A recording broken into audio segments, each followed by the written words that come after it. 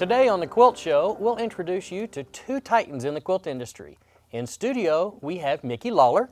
Ooh. And we'll go on the road with Gwen Marston. Oh. Stay tuned, it's going to be a great show.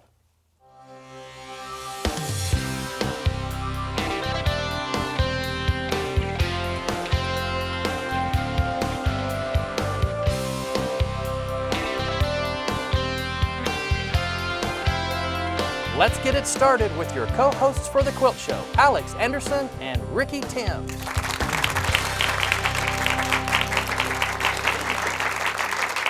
Hello and welcome to the Quilt Show. Alex, we love fabric. Oh, I think so. I mean, that's pretty obvious because we are quilters, right? We are fabric collectors. How many of you in the audience, of course, have a fabric stash? Yes. Alex? How many of you have your stash, and then in your stash you have the piece that's so good you don't quite know what to do with? The good stuff. Right, okay. How many of you have dyed, painted, or marbled your own fabric? Okay, we lost a few, but I know that fabric is the most special of all. It's the treasure of all treasures. Well, today we have someone on the Quilt Show who creates those kind of treasures. Her work is extraordinary, and if you've been in the industry for any length of time, you're very familiar with her work and perhaps own some. And after today, I know if you don't own some, you will. Please welcome Mickey Lawler. Mickey! Hi! Boy, I'm thrilled that you are here. Thank you. I'm thrilled to be here too, Ricky. I get happy every time I see you. I get happy when I see you. I know, I don't know what it is, but that's the way it works. Well, I get happy when I see you, but I also get happy when I see your fabric. Thank you, Alex. They're painted sky dyes, and we have some in front of us here. They're simply magnificent. Look at these amazing fabrics. Every time I peel one over, it's like, okay, well, I can think of a few uses for that. I know. Yeah, that's just great. How long have you been in the industry, or quilting? Well, I've been quilting since about 1970. I tell people that I started quilting in self-defense because I had 3 little babies. And I had to have something to do besides change diapers and wash their little hands.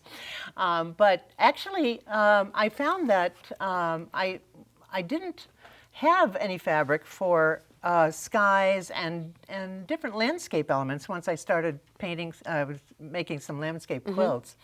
So I decided to start painting. So I started painting actually in about 1985, 86.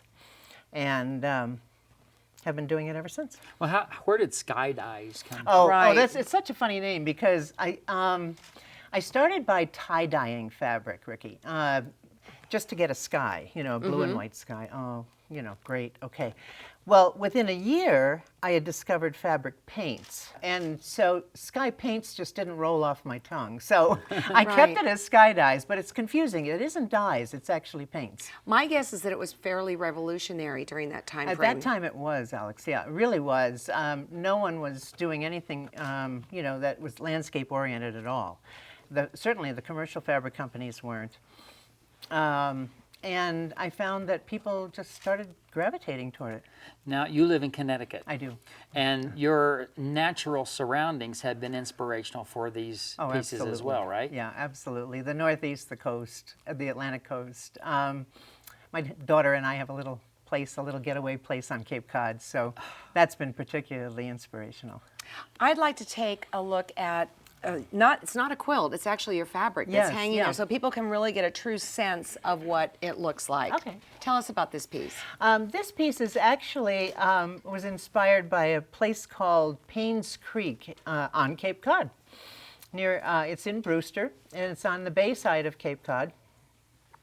When I came home from the Cape that time, I thought, I really want to put the sky, the water, and the foreground, the land mass of whatever you want to call it, together. And it was actually in this piece that I did that. It's beautiful. I mean, we have the depth and the perspective and everything. It actually looks like Paynes Creek. It's wonderful. It's a beautiful, beautiful spot to watch sunsets particularly. Have you saved this piece just waiting to quilt, or just to save as an example of what can be done? I've saved this piece because I can't bear to part with it. And I have no idea what I'm going to do with it, except perhaps just hang it on the wall. See, Yeah. there's a piece Yeah. of fabric that stays in the Oh, yeah. treasure I'm pile. just like them. Right. Can't use it. Got to look I'm just at it like and love you it. all. Well, next door, let's take a look at the first quilt, Sure. because what's so interesting is really your quilts are about the fabric, but with just some simple elements. Yeah, this is kind of a recent development for me, because so many people would. Well, I'll tell you a funny story. People would come to my booth at the big quilt shows and would say, "Oh, Mickey, I love your fabric. I bought it for years. I can't bear to cut it, but I need more." And so, Great. I said, "Oh yeah, this is terrific for my business," but I really wanted them to use the fabric. One of the ways that I devised, and frankly, because it's also very simple, that for using the fabric was to be able to use one solid piece of foreground, one solid piece of sky, and just take a small element of design in the middle. And in that case, you don't have too much designing to do. You don't have too much piecing or applique to do. The quilting certainly can embellish it, and you could embellish it with, stitchery or whatever you wanted to. But it made the quilt really simple and very effective. Very effective. Now, next to this, we have a couple little pieces of yours. This is a Yes. new direction for you, I understand. Yeah, it really is. This is just recent. This is very recent this year. My friends and I are going to be in a gallery show in 2013, and I thought, well, I've got to come up with something. And I like working with small pieces primarily because they're very manageable. I can do them in a small amount of time. However, I'm hoping that they will be more exercises to work me toward larger pieces again.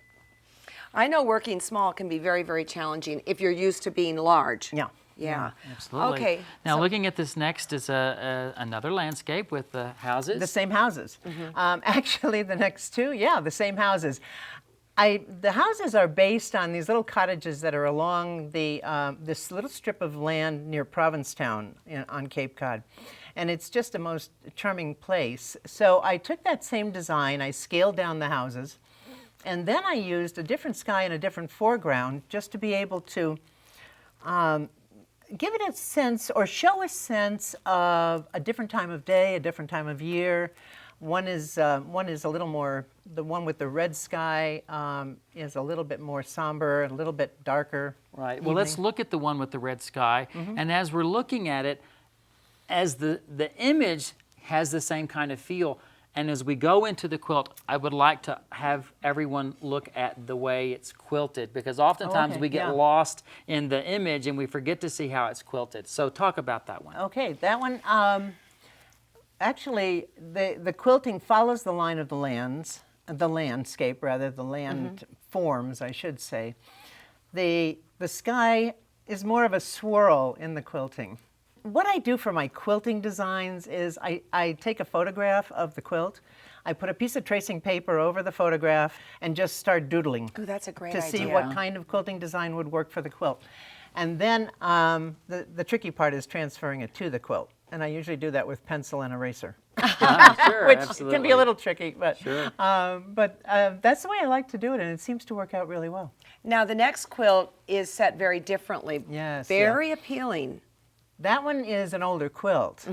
That one I did, somewhere in the 90s, I think. It was one of the first times that I had actually painted a landmass, water, and sky together. And I wanted to highlight it, so I designed a window around it.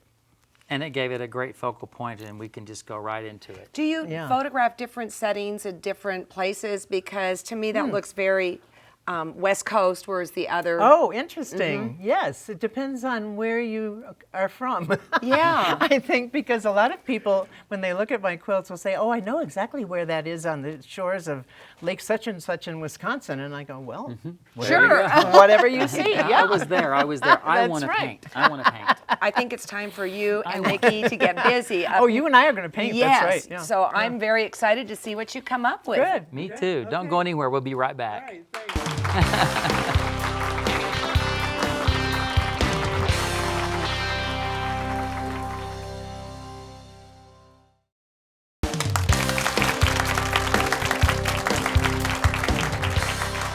Well, here we are, Mickey. We've gotten everything ready to go. We've Yes, got our we do. gloves on. Now, we're not wearing smocks, No, we're not. but you No. promise we'll be tidy. We're going to be so tidy. This is not a messy operation. I love the fact that Mickey is willing to share her tips and techniques on how to do these fantastic paintings.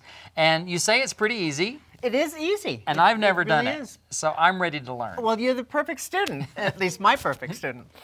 I really love teaching people who have never painted on fabric before. So we have all of these little things in front of us that we need to talk about. Okay. First of all, these are water-based paints. These are non-toxic paints. They're set-of-color, transparent paints made by a company named PBO, P-E-B-E-O, a French paint company. They're fabulous paints, very, very high quality, so we know we're going to get good results on textiles, on fabric, and keep a nice soft hand, which is what we quilters want. Okay, and they come in, I'm guessing, because Oh, yeah. you've gotten big bottles of this, Yes, and you yes. have dispensed it into these smaller I bottles. have, just Okay, for us, all right. just for you. Oh, yeah. The bottles that I buy, of course, are the liter size bottles, but you can buy them in these small little bottles. The paints are very viscous. When they What come does out that of, mean? Oh, it means they're very thick, like Okay, molasses, all right. when it comes out of the bottle, you know, out of the jar. So I always dilute my paints, 1 part water, 1 part paint. And that's my base mixture, and that's Okay. what this is. All right. And that's what I do for my students too, because if we were to paint with this very thick mixture, we would get a mess. All right. So how do we get the paints going then? We're going to dilute them. Let's do Okay, that. we're going to dilute them, but first of all, we have to talk a little bit about the fabric, don't we? Okay, all right. Do you want to talk about the I fabric? do want to talk Okay. about the fabric. Thank you. We're going to be painting on it. We We're might gonna as be well talk painting on about this it. fabric. This is a broadcloth.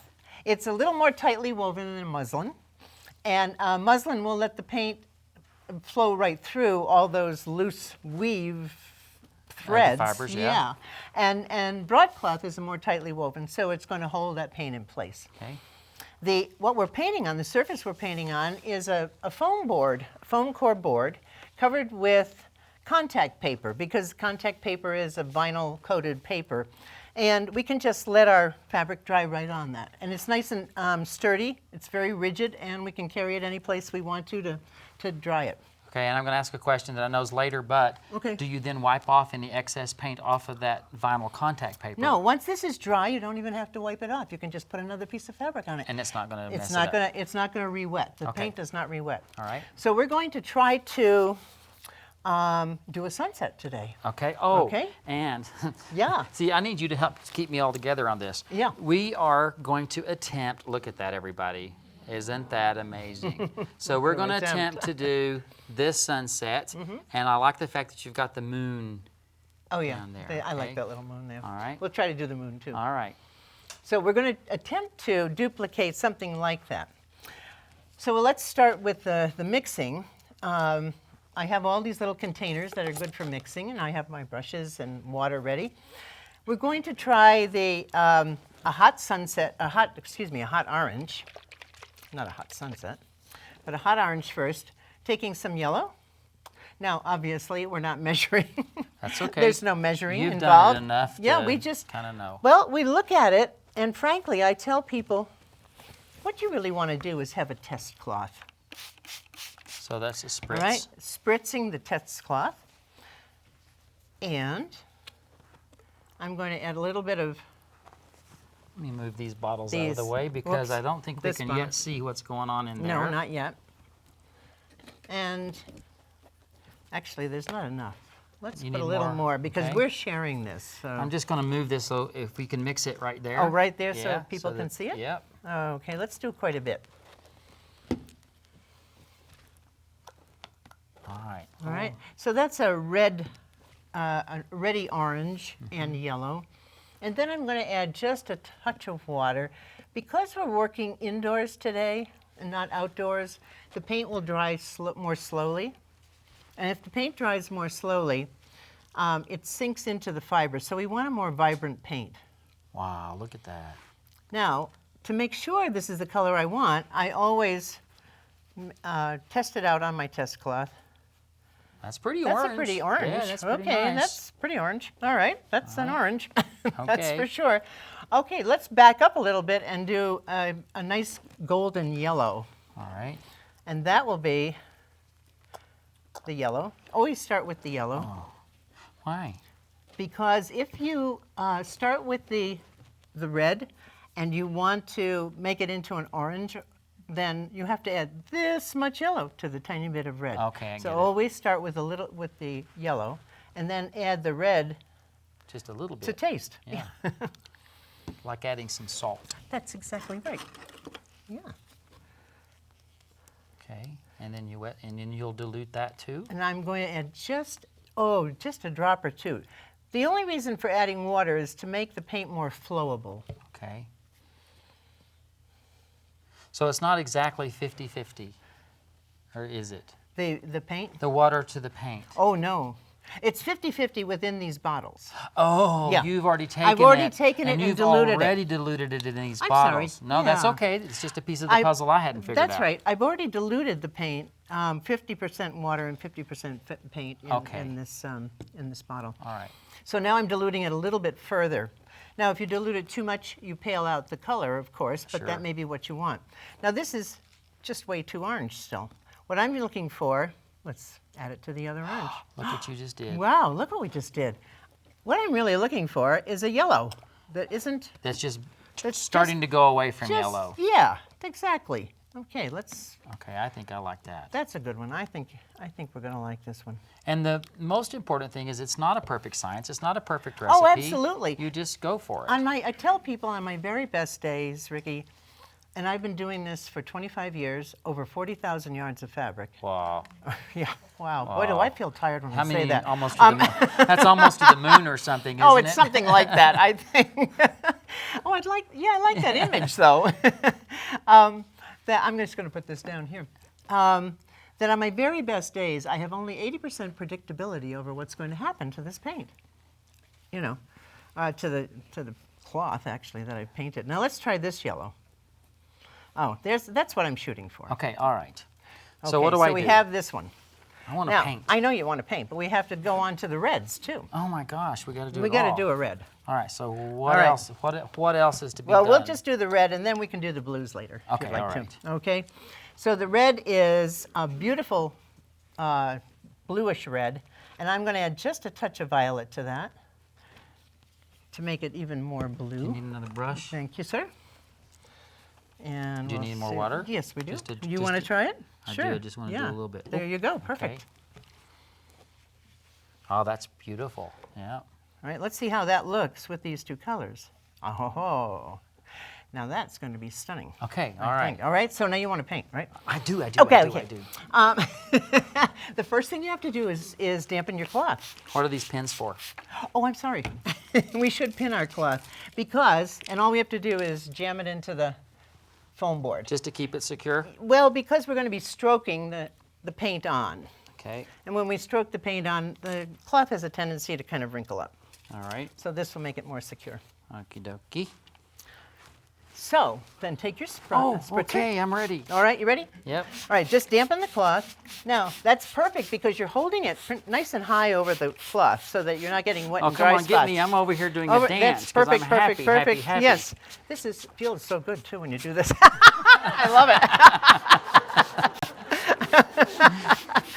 Oh, I knew that was coming. Oh, now, to find out whether your cloth is too damp or too dry, put your hand down. My hand has puddles on it. Yours doesn't. Yours is No. perfect. No, it's perfect. See, You because sure? It mine doesn't is. even look wet. By the way, we're in Colorado. This is going to be dry in 3 minutes. It is going to be dry in 3 minutes. So- I know. I've taught here.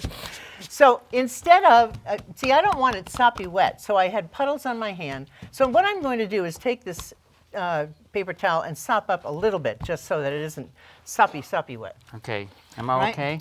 I think you might be okay, although my hand I'm telling you, it looks Oh. dry to me. soppy wet here. Oh, it's soppy wet over But there. that's good. Okay, no, it's Okay. fine. You can't tell in this light anyway. All right. All right, now what we're going to do is share. I promise it's going to look good on Here we go. camera. Here we go. All right.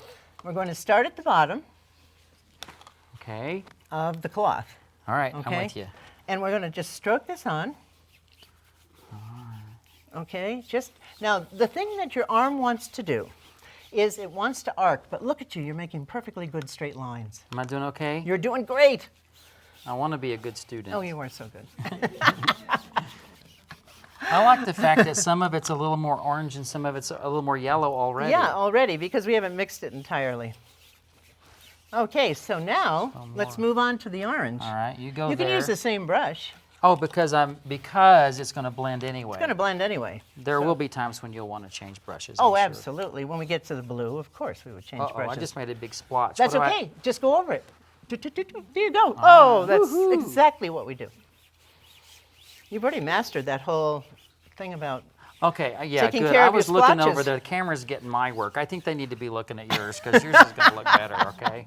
It may or may not. I'm going to put a little of that there and a little of that there. And some of that Yeah, there. sure. Now we move on to the dark red. All right. And we're moving upward as we go here. Because we're going to eventually get into blues at the top, remember? Right. And you know what I like about this is that these fabrics, everyone, are still soft and subtle. They are. Subtle. Subtle. They are Subtle. subtle. Yes, yes. And That's what I love about the paints, because basically they're watercolors, and you're painting like watercolor on fabric instead of on paper. and see, and I'm bringing a little of that red up into this top just because I Oh, wanted to. nice. Is that okay? Yeah, yeah. Oh, yeah, anywhere. Just because I wanted to. Well, it's your piece. You can do whatever you want to with it. Is it okay to leave white in there or no? Sure, if you want to. No, but really. No, but really, No, but really give me an answer. I'll tell you that I think that'd be fine because we're going to put a moon in there, remember? Oh, that's good. Okay, yeah. Yeah. So, and then, I don't usually leave white. I started many, many years ago thinking I was cheating my customer if I left any white. okay, now our Isn't that time silly? allotment is fastly Okay. moving Oh, away. do we need to do the so moon? yes, we need to probably not go to the blues. No, Let's we just won't go to the blues. moon. We're going to Okay, go to the tell moon. us how to do oh, the we're going to go moon. to the moon. Yeah. All right, Is go that to okay? the moon. Let's do that. Yes. Fly me to the moon. I was thinking more of send you to the moon, you know. Well, now look, see, yours is all kind of fun and runny, and mine's all. Well, there you Well, go. I'm just- there That's we go. exactly There what you you go. should be doing. There Yes, we yeah, go. that's great. Just All right. okay. All right. Yeah. We're I'm- done I'm with that. You. All okay. right. All right. Sometimes I'm watching. It's good to I'm know. watching. You It's just good to know when to stop. I'm stopped. Okay. Now for the moon, this is a gold paint. This is just plain old. You're gold using pearl. a sponge brush. I'm using the sponge brush. You're going to use a Can sponge I use brush. a little sponge brush? Yes, you can use the little one. Okay. And we dip it Oh, in the you gold. dropped it. You I got know, it I dropped. did it. So that's where my moon's going. And I just make a circle. This is actually better done when Oh, the fabric. I dropped it too, so I got to there it put mine goes. right there. This is better done when the fabric is dry, because right now it doesn't show up quite so well. But it's just subtle. But it's it makes a very wonderful subtle little moon. accent, so you And can. when it's dry, it will be much more sparkly than what you see right now, too. Awesome. What do you think about this, everyone? Pretty good stuff. Let's keep going. Okay. All right. Yep. We'll keep We're going. gonna keep going. We'll keep going during the break, but we'll see what the results were when we come back, and then Alex and you are going to talk Alex about and I how are to gonna design do- these quilts. We're going to do quilts. Okay. Okay. We'll be right back. All right. So we do some blue.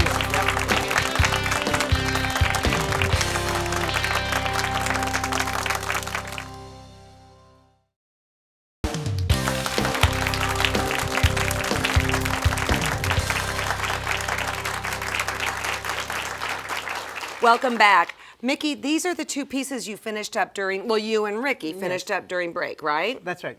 And you have the big moon, and Ricky has has the little moon. And I think they're absolutely beautiful. Do you paint yours one at a time like this? No. I paint 7 yards of fabric, 45 inches wide at a time. Do you do the whole season of the year? I do. Do I you? do, yes. Awesome. Well, I'm going to ask Justin to come get these because they're not quite dry yet. Yes, good idea. They are going to be wonderful. They are. They turned out very well. Before we go too far, I do want to tell everybody that you do have a book with C&T, and it's Mickey Lawler's Sky Quilts. And in here, what do you have in the book? This book has, the first part of this book, first half, is painting, how to paint fabric for anyone. And the second part of it is how to turn that fabric into quilts. C&T suggested I do that since so many people were, wanting to paint the fabric. All right, what do you do with it after And you if painted you it? bought the fabric, If you bought the fabric, what do you do with it? You well, know? that's what we're going to do right now. I want to share with everybody that Mickey has been at shows forever and ever, and your booth is the one. I got to go to Mickey's booth first. And now You sell on your website. Yes, yes. I sell primarily on the website, and I can hardly keep it in stock, actually. But it's www.skydyes.com. That's my little commercial. It's great fun. I photograph the fabric as soon as it comes back from the person who heat sets it, and then. So you can pick the piece you want. You can pick the piece you want. That's Yes, great. yes. That is great. Okay. When it's gone, however. Well, that's why you don't mess It's around. only 7 yards. So which piece do we have them folded over? Okay. Here we're going to compose a landscape, starting with these two. Right. Actually, I wanted to use this particular sky. This was a sky I had painted a while back, and I really wanted to put a mountainscape with this sky. So that's what Ricky and I were playing around with too, was to try to duplicate this and show you how you could do it. Then I wanted to pair it up with a foreground because there are going to be mountains. This foreground I like very much, and I thought it might work quite well because it pulls in some of the colors of the sky, that violet. In this case, it's more of a grayed violet. And yet gives it a little life because it has those lovely greens in it. When we make the quilt, though, we don't want the foreground and the sky to be the same size because visually that's not cool. jarring. Right. It's not cool. Yeah. So we want to make sure that the design element, which will be the mountains, are either 1/3 down or 1/3 up, or 2/3 up.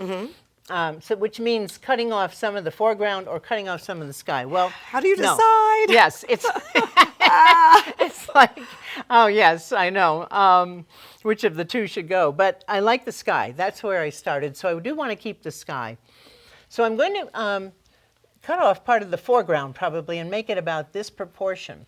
Now, if I do it this way, then the mountains are going to seem a little closer because, first of all, there isn't as much foreground. Secondly, the larger elements are in this. Now, I want to comment that it seems to be darker or more saturated in the foreground than the background. Is that the truth? Yeah, there's always a greater saturation of color in the foreground, even when you don't recognize it when you're looking out at a meadow or some scene. But in fact, the flowers near you are much more brilliant. I'm going to have to start paying attention to that because that's a fact I've just learned recently. Oh yeah, it's really fascinating to see, and that's true of the sky too. The sky overhead is more blue than the sky in the distance. Okay. So, but if I was thinking that perhaps, even though I love this part, that this part here, up here, gives me a greater sense of distance. It looks as though it's moving much farther away. So my mountains will seem farther away. Okay. So that was the beginning of my design. So do you just sew these things together and then start your applique? No. Okay, what do you do then? No, you certainly could, but it's very bulky to do it that way, Alex. What I came up with, and actually I came up with this because I was playing around with some pieces that I had to take to my daughter's house, and an apartment. It was a very tiny apartment, and I didn't want to take a large piece to work on. So I thought, well, what if I put it on a strip and just work on it that way? Nice. So I then auditioned different strips. Now, this was one I auditioned to go here, and it should be a strip that ties in with the sky. And that's kind of like, yikes. It's just sitting right. But it's, whoa. Yeah. It's much too contrasty. Right. Then I found this one from another piece of fabric I had painted that if I cut it judiciously right along here, seems to work very well. Oh, yes. Oh, yes. See, it blends right into the colors of this. And actually, that's from a different piece of fabric, but that's okay. Okay, now tell me about the this. mountains. All right. The mountains, actually, I had designed a while back. This is the way I do it. I know it's very, it's probably archaic. No, I don't think so. But I just sit down with some large piece of graph paper and I start doodling. And this is the group I came up with. Was this from a photograph, perhaps, or just your brain? No, it's just my brain. Okay. My addled brain at times, but just doodle, doodle. And I just figured, well, maybe the ones in the background would be dark, and the ones in the medium ground would be medium dark. You've actually and, labeled So I've them, labeled yes. the value of color, not the color itself, but the value of color. Then, when C&T published the book, they Put the pattern in the were book. kind enough to put Yes. the pattern, the full-size pattern, in the book, which is really great. What you have to do, of course, is trace it here and then join it here because Right. the paper is only that big. You But mean these two, right? yes. Okay. Oh, I'm sorry. These Yeah. two, yes. That would one. be Forget odd. about that one. Yeah, forget about that one. That one's a different one. That's another one. That's a pieced mountain, actually. Nice. Yeah, it's really nice. So then I just trace my mountains Is that acetate? onto acetate. Okay. Yes, onto acetate, and use it as a template material. Mm-hmm. And label it carefully. Because it's really fun to try to put these all no back kidding. together again. No kidding. Then I take my acetate and I will try it out on a lot Here, of let me different give you some- fabrics.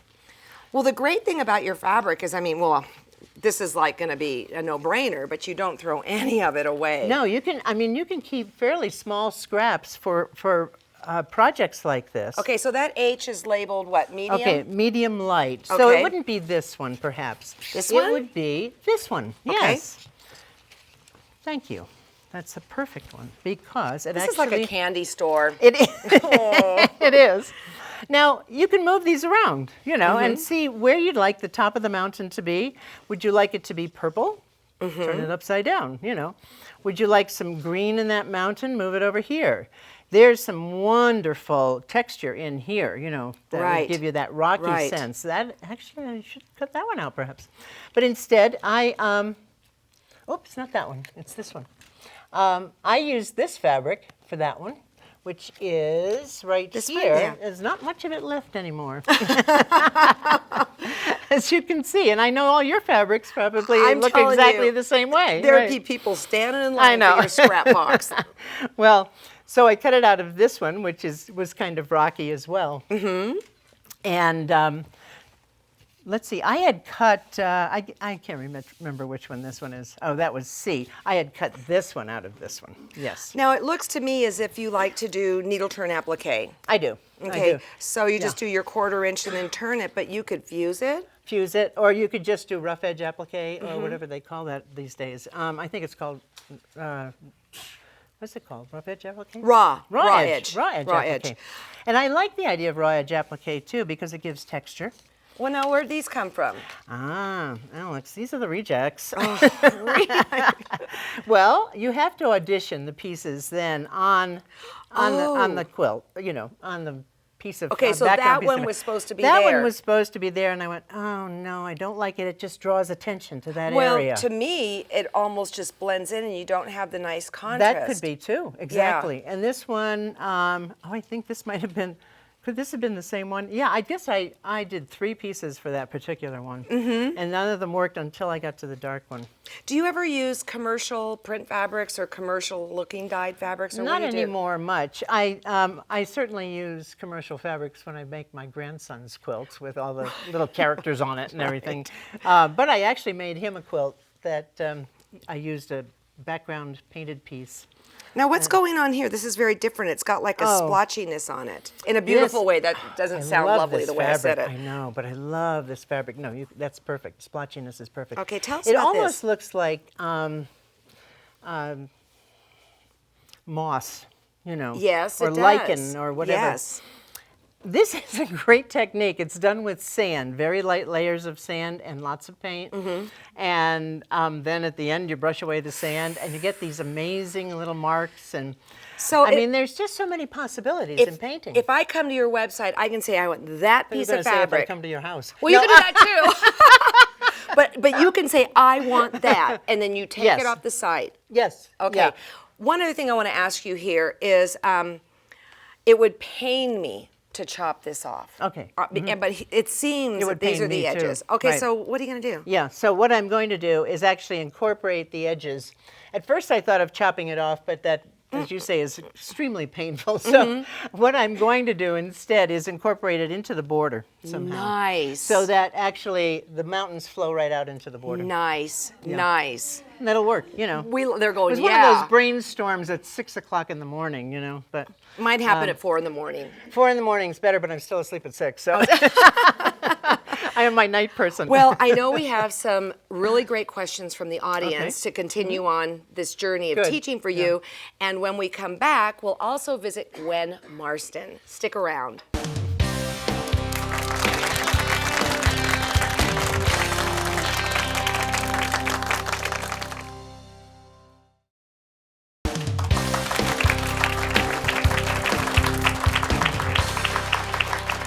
All I can say is wow. I mean, it's so fun to see all of these wonderful textures and colors coming together in those landscapes. Well, it's totally a creative process. It really is.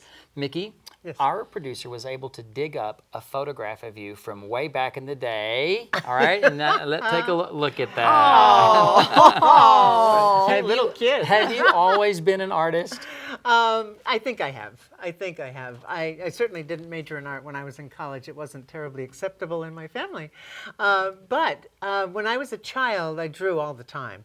And I remember when I was about that age, actually, my mother asked me, and I remember this so vividly, my mother asked me to go upstairs and draw a bath. And she meant let the water run in the bathtub, of course. But I went upstairs, I drew actually the bathtub and the water. And a star was born. And I came downstairs and I showed it to her, and my mother just burst into hysterics. She laughed so hard. And, you know, my mother was a fairly reserved lady, and she was a very hardworking lady. And so that's why it stays in my mind that actually, gee, maybe drawing and maybe art could make people happy. You know? Absolutely. Well, and I have to say, you make me happy. Like I said, every time you see me, so that's not changed. All these years, that's not changed. It's true. Well, I know everybody in the audience today is happy that they're here because they've watched the process and then what to do with it once you've dyed the fabric or painted the fabric and dried. And everybody in the audience, you get to go home with a piece of her fabric and she's autographed it on it. So that's like super awesome. No fighting over the colors. Oh, that could be a problem. Also out in the audience, we've got Justin because there were some questions. So Justin, what have we got? You know, we do have a couple of questions, and I'm standing here with Reve. Reve, what's your question?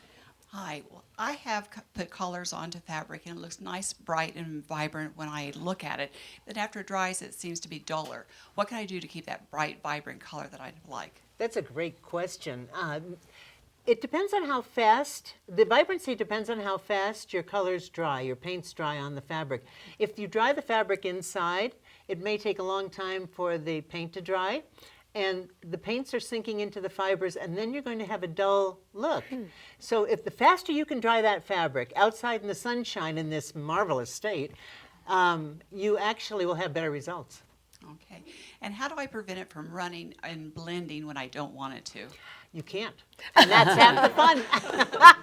No, truly, you really can't. Sometimes it's just going to run where you need it, where you don't want it to run.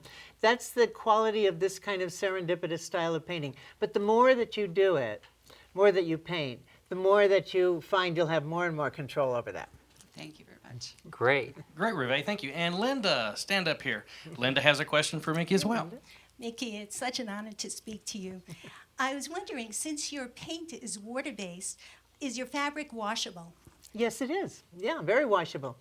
Once it's dried and once it's heat set, which just means ironing it, it is very washable. It's very dry cleanable. It's very, very light fast. The paints are more light fast than dyes generally or than commercial fabrics. It's not very rub fast because the paints are sitting on the surface of the fibers. Thank you so much. Thank you for those questions. Great questions. Thank you, Justin. Justin. You betcha. Well, recently, well, first of all, I need to thank you, Yes, thank you for being, everybody, Thank thank you. Mickey Thank for being you. here today. Yeah. Thank you, everybody. I'm just so excited because we have these two iconic people in today's shows, and I just love that you do what you do, and I love that people scramble for your fabric. I've seen it firsthand. Yes. And thanks for what you've brought to the industry, and you better continue to bring. I certainly hope I will. Exactly. Thank you both, too. This has just been so much fun lot of today. fun. Yes, it has. Yes. Well, recently, our TQS cameras caught up with Gwen Marston. Gwen is she's been around the pool hall I for a know her. long time, Yeah. too. Yes, she's a very funny woman. One of my and favorites. she is all about, well, one of the things she's all about is liberated patchwork. Yeah, so take a look at this. I think the thing that I'm most known for in the quilt world is making what I call liberated quilts. And liberated quilts to me are quilts that you make original work. There are no patterns. It's free form, free pieced work. So it's not figured out in advance. You begin with an idea and it grows in a painterly way, I would say. I try to find my own path. And I don't look around and see what other people are doing. I have a vision. Once you start working, you begin to see where you want to go. I think after 35 years, I'm starting to hit my stride now. So I'm enjoying it a lot. If someone were looking at my quilts 100 years from now, I think what they would notice is a certain sense of unpredictability. I think the thing that I like about antique quilts is that the old ones, old antique quilts are very different from new traditional quilts in that the old ones were far more unpredictable and more energetic and more likely to have little elements of surprise tucked in and had a sense of spontaneity, like they had just sprung into being. They would use color in a different way. They would substitute colors. If they started out with one red and they ran out of that red, they substituted another. So it's all those little things that I saw in antique quilts that started me on this other direction. I've written 26 books. The reason I think I like writing books is because I come from a family of teachers, and part of my life in the quilt world that's really special to me and important to me is that of a teacher. And I think one of the great values in quilt making is learning how to do your own work, because when you can start doing your own work, it really validates you as a person. You're going to trim this off or you're going to add another. Make it fit. It's important for me to help quilters learn to do their own work, because back in the day, women couldn't vote or own property.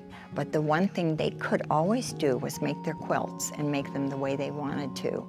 So now we have professional quilt makers and books and articles telling you how the correct way to do everything, which is fine. Except that I think in the end, when you can start making those decisions for yourself, and kind of own your own quilting again. You don't ask, what's the right way to do something? What's the way I want to do it? When I'm in the room, it's just like Little Richard. I say, the beauty is on duty. I'm here to help you. And so I try really hard in my class to make everybody, I want them to feel comfortable and ask questions. If I don't get any questions, I'm not doing my job. So what I'd like to show you today is how to put on two different types of bindings. And they're both single rather than double bindings. So we'll do the single narrow binding and then a wide Amish binding. Until about 1950, all bindings were single bindings. And I prefer them because I think they lay flatter and they miter nicely. So pretty much the way you put these on is the same way that you do double bindings, except that they're single. So this is cut 1 inch, and I've started sewing it on, leaving a little tail that I can connect, and I've mitered the corners exactly like you would on a double binding. And just in case you don't know how to do that, I've left the last one, and we'll just do this miter. And then I'll show you how to connect it, and how you trim it, and how you turn it and sew it. So here we go. Just put this in. I'm coming along here, and you sew right up to 1/4 of an inch from the edge of the quilt. You kind of peek under there to make sure you're exactly where you want to be. And then you take the whole quilt out of the sewing machine like this. And then here's the little trick. right from where you stop sewing, you turn this straight up, like that, right from that little point where you stopped, and then you bring it straight down, lining this edge up with the edge of the quilt. So now we have this, and then we're going to put the needle in 1/4 inch from both sides and sew down the other side.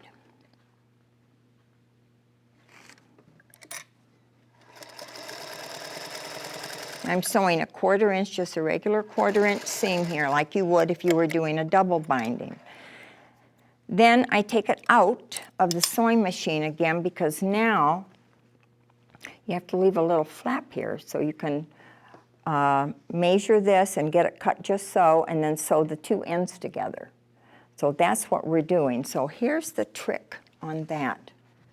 I'm going to stand up so I can really see this. So I've got about 5 inches left, and I'm just going to cut this off a little bit here.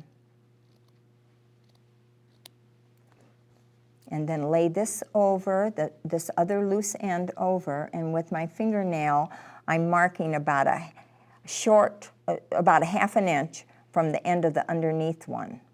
So the long one's going over, I can see where that ends, and I'm just gonna mark it with a pencil, or I like my thumbnail because I always have it with me. So I've made a little mark there, and now I'm gonna cut this off straight.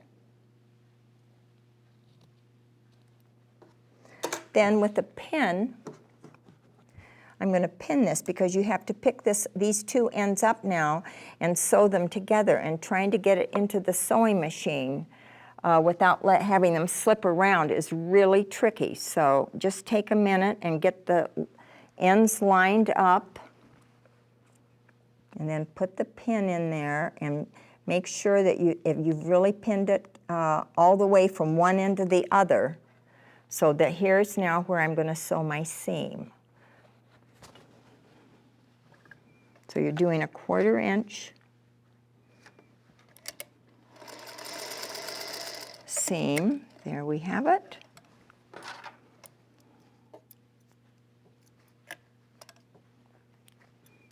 Take the pin out, lay it flat on the table, and I can see that it's going to fit just perfectly. So then you split the difference here on this seam and press this open with your finger, little finger pressing, and then put it back in the sewing machine and finish the seam. And you want to make sure that you hold this real carefully so it doesn't bunch up. You want the binding and the quilt to move through the machine at exactly the same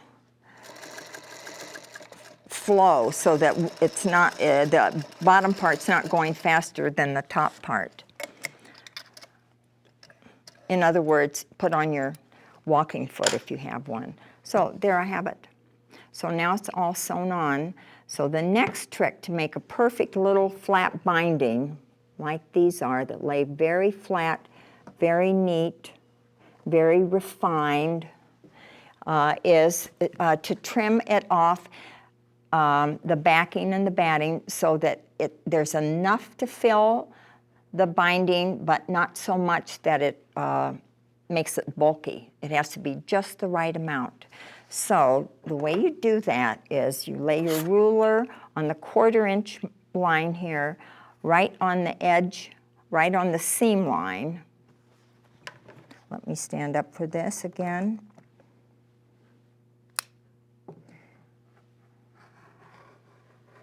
And you cut just perfectly evenly along here. So the same amount is you don't want to have more batting down here and than you do up here, because then it won't lay flat and neatly. So then for a little test, you just turn it over like this and roll it like that, and if it lays flat and feels good, then you're ready to go. If it's a little too full, just put your ruler on and just shim a little bit off, And then you just finish these like you would with a double binding, just, I put a little pin here and start sewing here and sew up to there, and then roll it again like that and put the pin there and sew up to there. And then what you get is a nice, neat little binding that lays perfectly flat and is filled evenly all the way around. So the other kind of binding I'd like to show you is the single Amish binding. And these are bindings that Lancaster County Amish quilters pre-1940 used on all their quilts. They were cut on the straight of the goods, they were single, and they were wide. They were generally 1 inch and sometimes even a little bit wider. And they didn't miter the corners.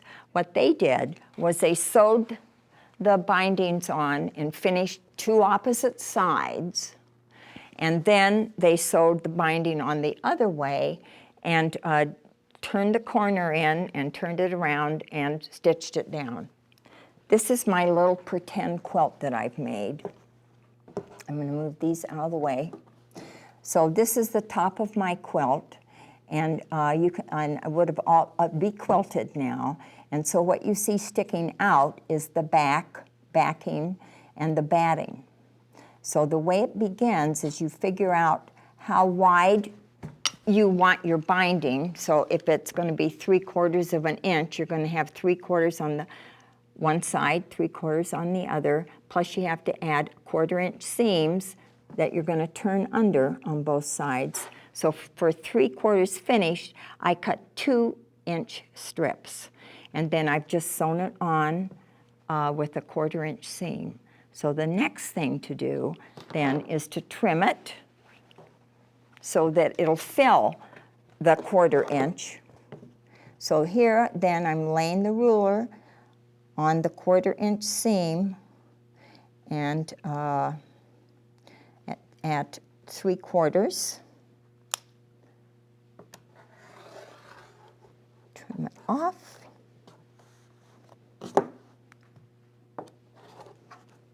Well, put a new blade in your rotary cutter, Gwen. And then what we're going to do is just roll it over like this, turn it a 1/4 inch, and bring it over like this, pin it down and stitch it down, and that's what I have here. So here's the finished, one finished edge, sewn on the right side, turned around, folded under a 1/4 inch, and slip stitched down. So let's just say that this one's done too now. So then the way I would do the opposite sides is begin by sewing the binding on and leaving it stick out a little bit there on both ends because these have to be folded in.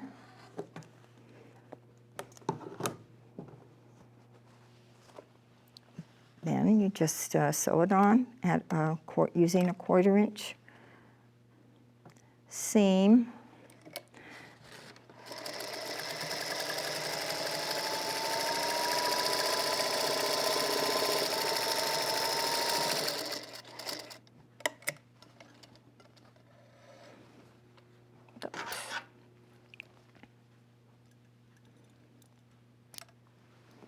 And then do your real careful trimming again. So we're laying this on the 3/4 inch. Mark on the ruler is on the seam line. Trim that off. Then we're going to thread a needle. Let's see here. Oh, look, it's already threaded. Imagine that. And normally I'd be using, sometimes I would be using the color of the quilt top. So if my needle slightly goes through and I catch the thread on the top part, it won't show. For a demo purpose, I'm using white thread so you can see what I'm doing. Okay, so now here we go. We're going to turn this edge over. And the way this works is that first I'm going to turn it over like that. And then because of the fact that this has to be turned 1/4 inch down and then the whole thing comes down, it's kind of hard for me to hang on to all of that and not let it get away from me. So I sew this part down first and make sure that that's exactly where it should be. So let me just do that. So see, I've turned it over. I've got that laying down. And I'm just going to slip my needle in here and sew it down with little stitches. And I'm going to take big stitches because we don't have all day. I'm hand stitching it here because I don't want it to show through on the other side. So I've just basted it down so you can't see anything on this side. So then we're going to cut this. Then the next thing is to just, I've got that folded straight up. It's rolled under. Here's what it looks like on the other side. So you have to turn this down 1/4 inch and then bring it right down to the edge. Pin it down like that and then just sew it down. And then what you get is this lovely little corner here where it's not mitered. It's just, you can see I've even left it loose because they almost always did, and it's not coming out. So it's just, this is turned under and then hand stitched down. You can't see it on the front. This is just where it comes, this is just the seam where you sewed it on. And then you just sew it down. And so this is what it looks like on the back, and I think it just makes a nice strong finish. So I use that not only on Amish quilts, but sometimes I use it on some of my other quilts that I just think I like. If I feel like having a really nice strong finish line around it, then I'll use the wide single Amish binding.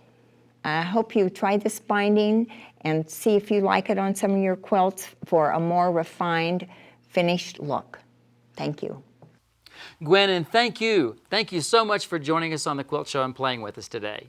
What a fun day. I mean, Gwen and Mickey, what's so great is that these women have been in the industry long enough to really set a footprint for what we are doing today. And how great is that? It's great. And you know what else is great? You're great because it's a new day every day.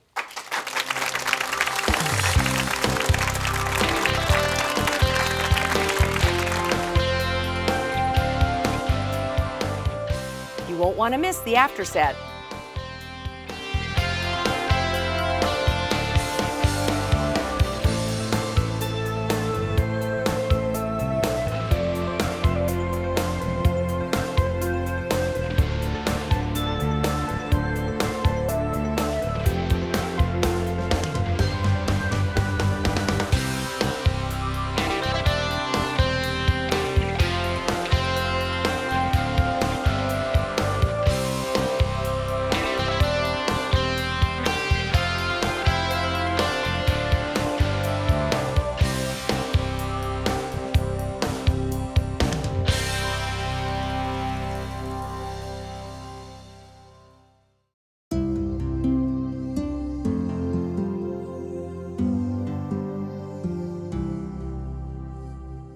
Mickey, when I think of you, and I know that you live in Connecticut and you love the ocean, I generally think that you get your inspiration specifically from the beach and the skies. But where really do you get your inspiration? Would I be surprised?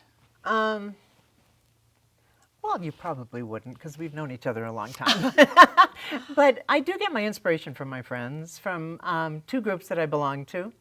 My Stitch and Bitch group. Can I say that on yes, camera? Yes, you can. Okay. We've been together for about 20 years. I think there's a lot of chapters about it around the United States. I think there are, yes. And yeah, so we've been together for about 20 years, Ricky, yeah. As we've traveled together, we went to Greece together a couple of years ago. Nice. Yeah, which was really exciting. And talk about inspiration. We were all inspired, you know, by that trip for our work. Many of their quilts are in my book this year, and or the one that came out. We do play off each other. You know, we actually know each other well enough so that we don't offend one another. They can be honest. They can be honest. They can critique. They can make suggestions. They're very kind people as well, so they make them in a kind way. I have an artist group that I get together with. It's artists and writers, and that's a group of about 7 people also. Wow. We have 7 in the other group as well. Strange number, but that's an entirely different focus. Just as wonderful people, certainly. I adore these people. But they give me a lot of inspiration in terms of the actual artistic side of my painting, my quilting, the kind of painting I might do that isn't on fabric, you know, just for fun. And the writers in that group are extremely inspiring because they know how to come at our art with a very fresh eye. They haven't been in the visual arts world as much. So when they talk about our art in that particular group, they come at it with a very That's an interesting a very combination. fresh way, yeah, and in a very nice way too, asking questions more than making statements. You know. Now, I hear you're quite the reader. Oh, I do read every day. I do. I particularly hooked on some mystery series these days, and I never thought I would read mysteries, but I do like them. The Henning Mankell mysteries. Henning Mankell is the author. He's the Wallander series. Kurt Wallander, he's a Swedish writer, Mankell. And Kurt Wallander had there was something on PBS, a dramatization of these mysteries. So Kurt Wallander is this grumpy old guy who's a detective in that series. There's another, Diane Leone, who writes about Guido Brunetti, the detective in Venice, and that's fantastic. Do you pick up any of your imagery from reading the books? Actually, I do sometimes because the Swedish books are set in such a way. It's a very he pictures the area as very desolate, very open, you know, cold, and certainly Leone pictures Venice, you know, brilliant colors and you know, water and buildings that are crumbling. So there's a lot of that. Yeah, it goes to show that you can get inspiration from lots of places, and it's so wonderful that you've got a support group and that you're still actively involved in that. So thanks for being with us Thank you. today. Great I have fun. enjoyed this so much. Thank you. My pleasure. Our pleasure.